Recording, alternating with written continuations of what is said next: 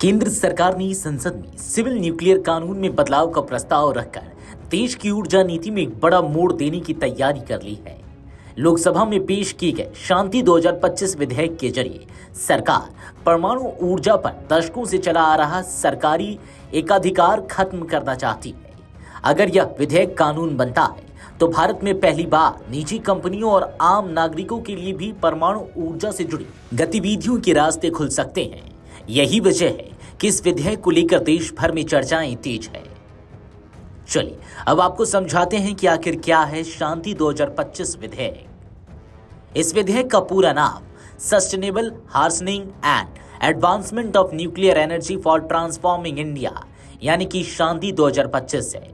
इसके तहत सरकार दो परमाणु कानूनों, पहला एटॉमिक एनर्जी एक्ट 1962, दूसरा परमाणु क्षति के लिए नागरिक दायित्व अधिनियम 2010 को वापस लेने का प्रस्ताव कर रही है। इनकी जगह परमाणु ऊर्जा के उत्पादन, इस्तेमाल, सुरक्षा और नियमन के लिए एक नया कानूनी ढांचा बनाया जाएगा। सरकार का तर्क है कि बदलते समय और बढ़ती ऊर्जा जरूरतों के हिसाब से पुराने कानून अब पर्याप्त नहीं है। अब ऐसे में सवाल उठता है कि क्या क्या बदलेगा नए कानून में, तो चलिए आपको बताते हैं। नए विधेयक में परमाणु ऊर्जा को भारत की स्वच्छ ऊर्जा रणनीति का अहम हिस्सा बताया गया है। खासकर एआई, डेटा सेंटर्स और बड़े औद्योगिक ढांचे के बढ़ते विस्तार को देखते हुए सरकार परमाणु ऊर्जा को भविष्य की जरूरत मान रही है।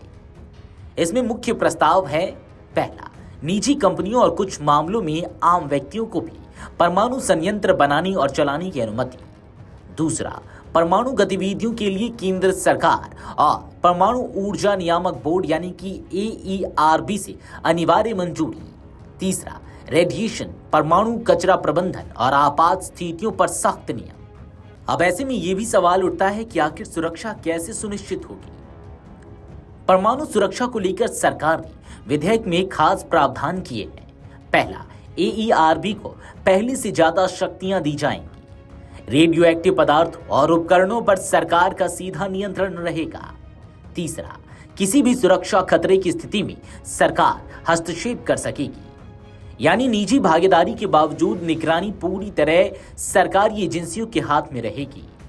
ऐसे में ये जानना भी महत्वपूर्ण है कि आखिर हादसा होता है तो जिम्मेदारी किसकी होगी। परमाणु हादसे को लेकर विधेयक में साफ व्यवस्था की गई है। किसी भी दुर्घटना में परमाणु संयंत्र का संचालक प्राथमिक रूप से जिम्मेदार होगा। सामान्य परिस्थितियों में नुकसान की पूरी भरपाई संचालक को करनी होगी, लेकिन अगर नुकसान किसी भीषण प्राकृतिक आपदा, सशस्त्र संघर्ष, आतंकवाद या गृह युद्ध के कारण होता है तो संचालक की जिम्मेदारी सीमित हो सकती है। तय सीमा से अधिक मुआवजे की जिम्मेदारी केंद्र सरकार की होगी।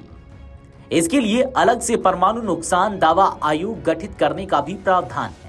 आपको बता दें कि विधेयक के तहत परमाणु क्षेत्र में काम करने वाली निजी कंपनियों और व्यक्तियों को बीमा कवर लेना अनिवार्य होगा। वित्तीय सुरक्षा की व्यवस्था पहले से करनी होगी। फिलहाल भारत का परमाणु बीमा पुल यानी कि INIP 1500 करोड़ रुपए तक का कवरेज देता है। ये सब जानने के बाद आपके मन में भी सवाल उठ रहा होगा कि आखिर सरकार यह कदम क्यों उठा रही है। दरअसल वर्तमान में भारत में 23 परमाणु रिएक्टर हैं, जिनसे करीब 8.8 गीगावाट बिजली पैदा होती है। सरकार का लक्ष्य है 2032 तक 22 गीगावाट, 2047 तक 100 गीगावाट परमाणु ऊर्जा उत्पादन। सरकार मानती है कि केवल सरकारी ढांचे के भरोसे यह लक्ष्य हासिल करना मुश्किल है, इसलिए निजी निवेश को रास्ता दिया जा रहा है। शांति 2025 विधेयक भारत के परमाणु सेक्टर को नई दिशा दे सकता है। एक तरफ इससे ऊर्जा जरूरतें पूरी करने में मदद मिलेगी, तो दूसरी तरफ सुरक्षा और जवाबदेही सबसे बड़ा सवाल बनी रहेगी। आने वाले दिनों में संसद की बहस तय करेगी कि भारत का परमाणु भविष्य कितना सुरक्षित और कितना निजी होगा। Video desk amarujala.com। अगर आप ये वीडियो YouTube पर देख रहे हैं तो हमारे चैनल को सब्सक्राइब कर बेल आइकन दबाएं और Facebook पर देख रहे हैं तो हमारे पेज को लाइक करें।